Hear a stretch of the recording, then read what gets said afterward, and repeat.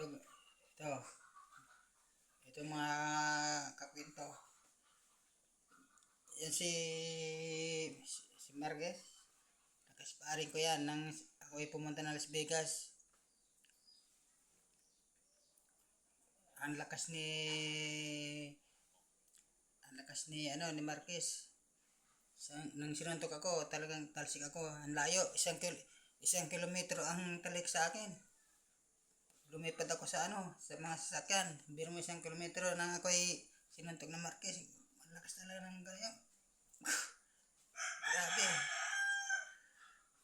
Tapos si Ricky Hato, yan, nakasparing ko din yan.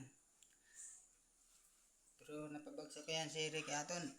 Kung ano yung bagsak niya doon sa kay Manny Pacquiao, doon din siya pinabagsak ko.